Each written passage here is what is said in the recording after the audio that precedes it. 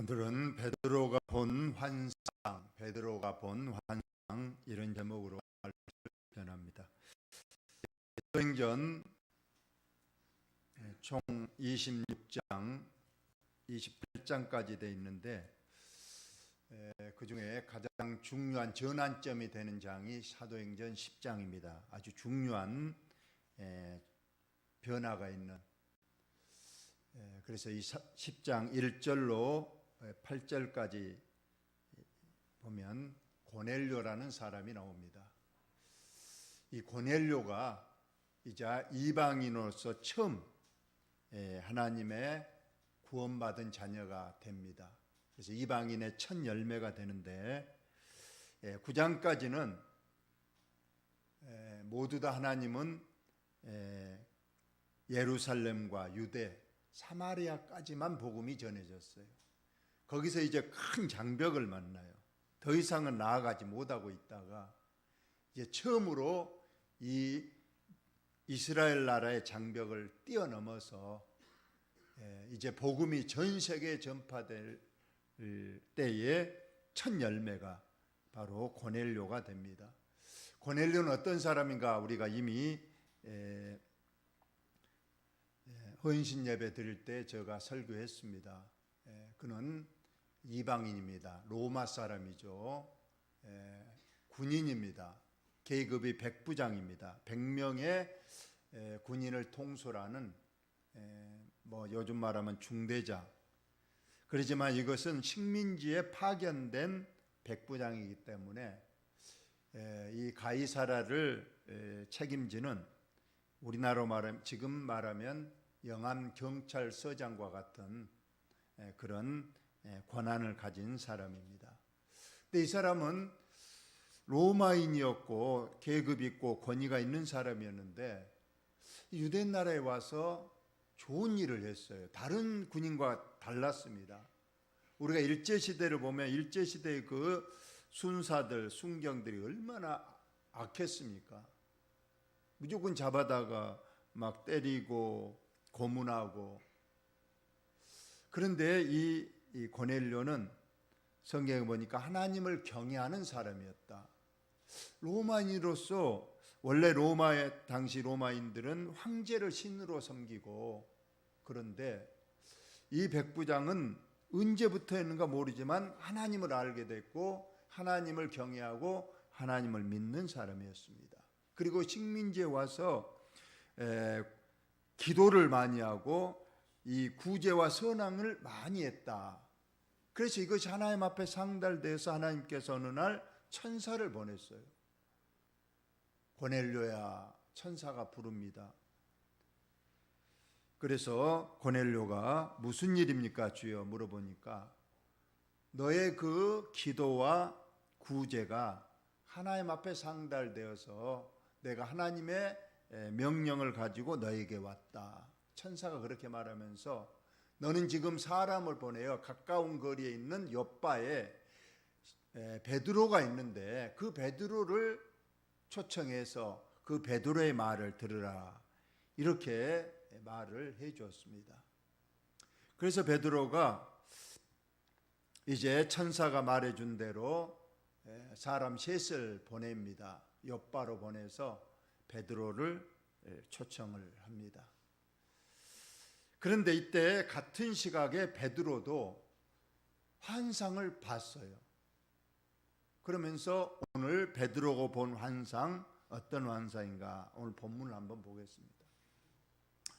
그때라는 건 지금 이제 고넬료가 사람 셋을 보내서 베드로를 가서 데려오라고 그래서 베드로를 데리러 가던 그때를 말합니다. 이때 베드로가 기도하려고 지붕에 올라갔다. 유대인들은 지붕이 기도하는 처소입니다. 다락방인데 그곳에 올라가서 기도합니다. 기도는 하루 3번 합니다.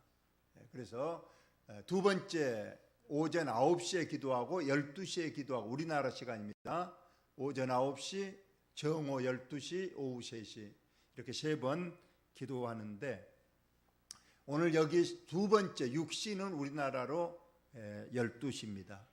두 번째 기도 시간이죠. 이 기도 시간이 되어서 베드로가 지붕에 다락방에 올라가서 기도하는데 시장하여 이제 기도를 마치고 시장하여 이제 먹으려고 합니다. 12시니까 점심시간이고 배가 고파서 먹으려고 하고 아래층에는 이제 사람들이 점심 식사를 준비하고 있어서 기도를 마치고 막 내려가려고 하는데 황홀한 중에 하늘이 열리며 몸이 황홀해지면서 하늘이 열리며 하늘에서 환상 중에 한 그릇이 내려오더라는 겁니다. 그릇이 내려오는데 그 그릇이 네모 보자기 같이 생겼는데 그 보자기 네 귀에 줄이 메어져서 우에서부터 이렇게 내려다는 그런 환상입니다.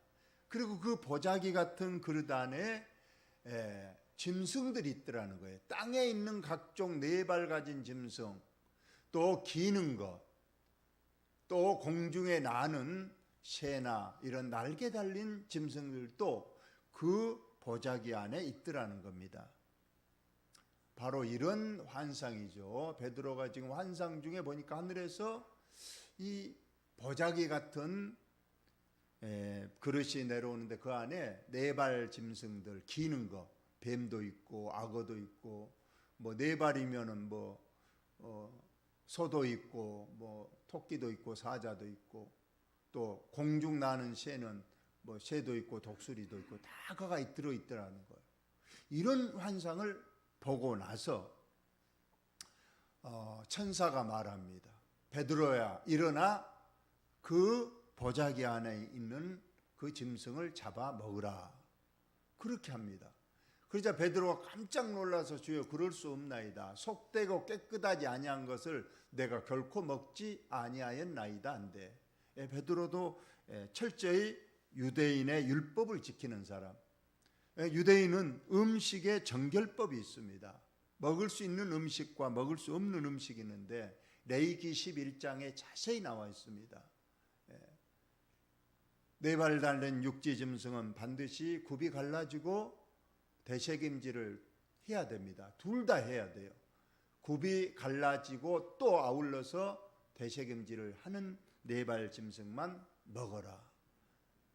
그래서 우리가 먹을 수 없는 거의 대표적인 게 돼지입니다. 돼지는 굽은 갈라졌지만은 되새김질을 하지 않으니 먹을 수 없고, 또 토끼는 되새김질은 하지만 굽이 갈라지지 않아서 먹을 수 없고, 그래서 있고, 아까 기는 것은 절대 먹어서 안 됩니다. 뱀이라든가 이런 것은 절대 먹지도 없습니다.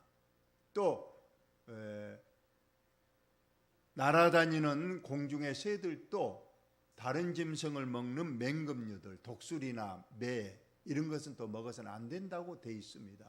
그런데 그런 것들이 담겨 있는 보자기의 짐승을 하늘에서 먹으라 그러니까 당연히 베드로는 절대 이것은 먹을 수 없습니다. 속된 음식이고 이것은 율법에 어긋난 음식이니까 먹을 수 없습니다. 이렇게 대답을 했더니 두 번째 소리가 있으되 하나님께서 깨끗하게 하신 것을 내가 속되다지 말라 하더라. 하나님께서 깨끗하게 했으니 이제 먹어라. 이렇게 말합니다. 그러나 베드로는 절대 먹을 수 없습니다. 먹을 수 없습니다. 하나님이 깨끗하게 했다 해도 베드로는 먹을 수 없다. 세 번이나 이렇게 먹어라 먹을 수 없습니다. 먹어라 먹을 수 없습니다. 먹어라 먹을 수 없습니다. 하고 끝까지 거절했더니 그 그릇이 곧 하늘로 올라갔다. 이런 환상을 지금 베드로가 봤습니다. 그래서 이 베드로가 이 본 환상이 무슨 뜻이 하나님께서 무슨 뜻을 내게 가르쳐 주려고 그 보자기에 그런 음식들 부정한 짐승들 먹을 수 없는 것들을 담아서 보내면서 내가 먹으라고 했는가 이걸 생각하고 있을 때 마치 고넬료가 보낸 사람들이 이제 시몬 베드로의 집을 찾아 문 밖에 서 있었습니다. 그리고 불러 묻되 이 집에 베드로라는 사람이 여기 있느냐? 그래서 베드로가 그 환상에 대하여 생각할 때 성령께서 또 베드로에게 말해줍니다. 그에게 말씀하시되 베드로에게 말합니다. 성령께서 두 사람이 너를 찾으니 일어나 내려가 의심하지 말고 함께 가라. 지금 너를 데리러 온 사람들 묻지 말고 내가 보냈으니 너는 그 사람들을 가서 따라가라 이렇게 말합니다. 그래서 베드로가 이제 다락에서 내려와서 고넬료가 보낸 사람들을 보고 이르되 내가 너희가 찾는 베드로 시몬이다. 너희가 무슨 일로 왔느냐? 그들이 대답하되 내를 보내신 백부장 고넬료는 의인이요 하나님을 경외하는 사람이라 유대 온 족속이 칭찬하더니 그가 거룩한 천사의 지시를 받아 당신을 그 집으로 청하여 말을 들으라 하느니라. 이렇게 고넬료도 천사의 지시를 받아서 이렇게 당신을 청해서 말을 들으려고 해서 왔습니다.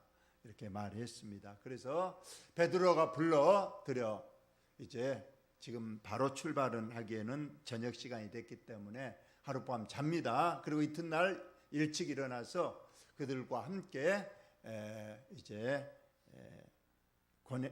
고넬료가 있는 곳으로 가이사라로 갑니다. 이튿날 가이사라 그 고넬료 집에 갔습니다. 베드로와 함께 갔더니 고넬료는 이미 준비를 하고 있었어요. 베드로, 그 유명한 하나님께서 천사를 통해서 내게 그 이름을 알려줬고 그가 오거든 그의 말을 들으라 했기 때문에 고넬료는 자기 혼자만이 아니고 친척들, 가까운 친구들을 많이 자기 집에 모아서 기다리고 있었습니다. 기다리고 있다가 베드로가 들어오니까 하나님, 예수님의 수제자예요. 참 능력의 종이기 때문에 발 아래 엎드려 절한다. 이 발 아래 엎드려 절한다. 이 실상은 로마 이 백부장 정도면 목례, 그냥 우리가 고개만 숙여서 인사해도 됩니다. 그러나 이 고넬료는 베드로 앞에 그냥 넙죽 황제에게 절하는 그런 예의를 갖추어서 엎드려서 절을 합니다. 베드로도 이제 말합니다. 일으켜 세우면서 일어나라, 나도 사람이다. 나는 황제도 아니고 보통 평범한 사람이다. 그렇게 절할 필요 없다고 말하면서 이제 방 안에 들어가서 여러 사람이 모인 것을 보고 그래서 이제 거기에서 이제 베드로가 거기 있는 고넬료의 모든 사람들에게 예수님을 증거합니다. 이 고넬료는 아직까지는 아까 하나님을 경외하고 믿음이 있었지만은 그 믿음은 유대인적 믿음이에요. 단일신 성부 하나님만 아직 알고 또 아직도 율법이라든가 이런 구약적 하나님만 알고 믿는 사람이었기 때문에 하나님께서 베드로를 청해서 이제 완전하신 삼위일체 하나님을 이제 깨우치기 위해서 베드로를 고넬료 집으로 보냈던 겁니다. 그래서 이제 베드로가 성자 예수님에 대해서 출생해서 이 땅에서 33년 계신 그 내용들을 자세히 말해줍니다. 거기에 더하여 성령 강림까지 성령님에 대해서까지 자세하게 말을 해줬어요. 그러자 이제 고넬료는 천사의 지시에 의해서 보낸 하나님의 이 주의 종이 말하니까 다 받아들인 거예요. 그런데 하나의 문제가 있었어요. 원래 유대인들은 정결법이 아까 음식 정결법 레위기 11장에 의해서 먹지 않아야 될 음식은 철저히 먹지 않습니다. 그리고 두 번째로는 절대 이방인과 접촉 금지입니다. 이방인은 속된 사람들이에요. 그렇기 때문에 절대로 이방인과 가까이 해서는 안 됩니다. 만약 이방인과 가까이 하면 그것은 그들의 죄가 함께하는 것이기 때문에 하지 않습니다. 그래서 오늘 보니까 유대인으로서 이방인과 교제하며 가까이 하는 것이 이법인 줄은 너희도 알거니와. 지금 베드로가 지금 고넬료들에게 말한 겁니다. 너희들은 이방인인데 나는 유대인이고 이렇게 우리가 지금 만나서 한 방에서 이렇게 얘기하는 거 이거 이법이다는 거예요. 이건 절대 있을 수 없는 일인데 특별히 하나님께서 내게 지시하다. 아무도 속되다거나 깨끗하지 않다 하지 말라 하시기로. 이 말씀은 바로 아까 환상의 내용을 말하고 있는 거예요. 왜? 그 네발 짐승들, 기는 것들, 먹지 말아야 될 음식들을 하나님께서 이제 다 깨끗하게 했으니 먹으라, 그 말은 무슨 뜻이겠어요? 이건 음식 정결법을 말하는 게 아니고, 이제는 구원이 만민 구원. 유대인들은 실상은 자기 나라 선민 사상이 있어서 자기 유대인만 하나님께서 택하시고 구원하시기로 했다. 절대 이방인에게는 구원이 없다. 그래서 그들은 말합니다. 이방인들은, 우리는 다 천국 가고 이방인들은 다 지옥의 불쏘시개다. 이럴 정도로 이방인은 절대 구원이 없다고 말했습니다. 그러나 하나님께서는 절대 구약에도 그렇게 말하지 않았어요. 물론 하나님께서는 이 구원을 위해서 구원의 시작은 유대에서 했습니다. 그러지만은 이미 아브라함에게도 말씀하셨잖아요. 너로 큰 민족을 이루고 모든 족속이 너로 인하여 복을 받을 것이다. 물론 하나님께서는 이방인과 통혼 금지 있었습니다. 그것은 이방인들이 너무 죄와 하나님을 알지 못하고 우상 숭배하고 그 음행을 하고 또 세상 풍속을 따르기 때문에 그것을 따르지 말라고 한 것이지, 전혀 어떤 그 사람 자체를 구원의 대상이 아니라고 말한 적은 없습니다. 왜냐하면 구약에도 보면 기생 라합이 이방인이었잖아요. 여리고성에 그 멸망받을 그 이방인의 그 중에서도 또 기생이었는데 하나님께서는 그 라합을 예수님의 족보로 올리시고 구원하지 않아요. 룻도 그렇잖아요. 룻도 모함 여인이었어요. 그리고 우리가 잘 아는 여호수아와 갈렙 있는데, 갈렙은 실상은 그니스 사람이라고 돼 있어요. 이것도 이방인입니다. 그의 아버지가. 그러나 이미 구약에서도 이미 하나님께서는 이 구원의 문을 이미 열어놓으신 거예요. 물론 신약에는 이제 예수님이 아주 단적으로 이제 유언으로 말씀하셨잖아요.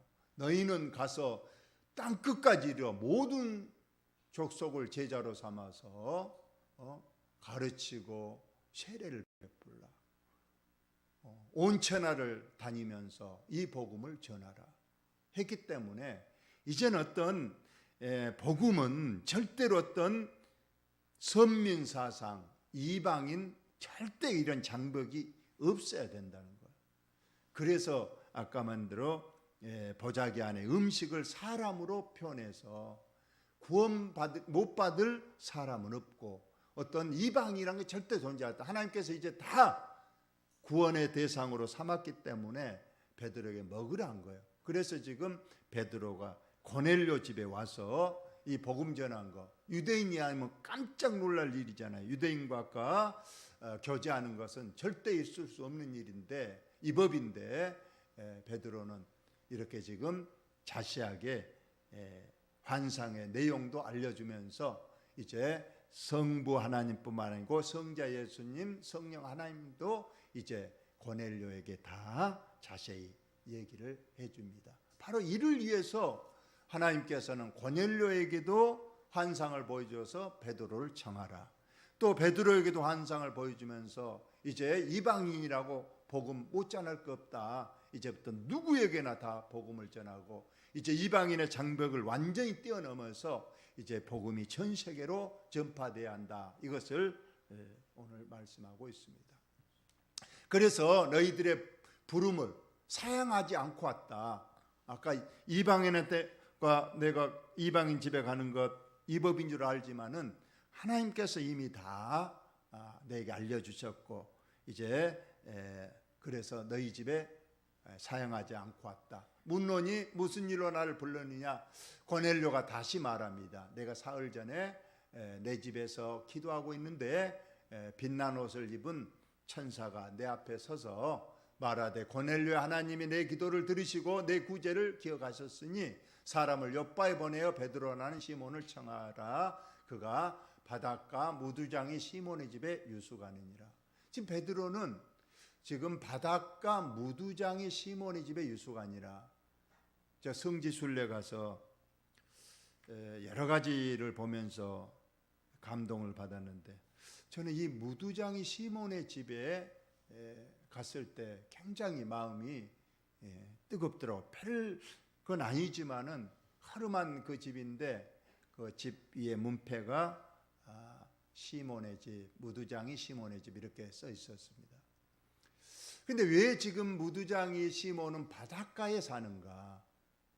저 멀찍이 따로 사람들과 동떨어진 아주 바닷가의 땡 곳에 살고 있었는데 바로 무두장이란 직업 때문에 그렇습니다. 무두장이는 말 그대로 짐승의 이제 가죽을 벗겨서 그 가죽으로 가방도 만들고 옷도 만들고 그러는데, 유대인들은 당연히 이 시신을 만지는, 시체를 만지는, 동물의 시체를 다루는 이 무두장이는 절대로 가까이에서는 안 된다. 부정한 것을 만지는 자니까 절대 우리와 같이 살 수 없다 해서 무두장이는 저 바닷가에 애들이 살고 있는데, 베드로는 어떻게 알고 그 집에 가서 지금 숙식을 하고 있는 겁니다.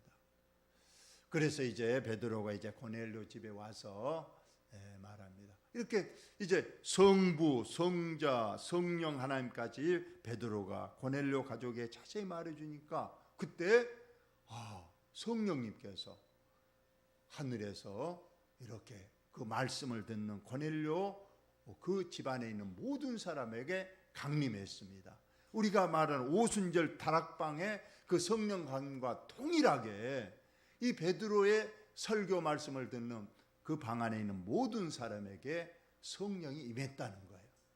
그러자 베드로와 함께 온 할례 받은 신자들이 이방인들에게도 성령 부어 주심으로 말미암아 놀라니, 이제 이방인에게, 이제까지 이방인은 절대 구원 대상이 아니고 지옥의 불쏘시개만 된다고 했는데, 아니 성령님께서 이방인에게도 동일하게 이제 강림하신 걸 보고 전부 놀랐다는 거예요.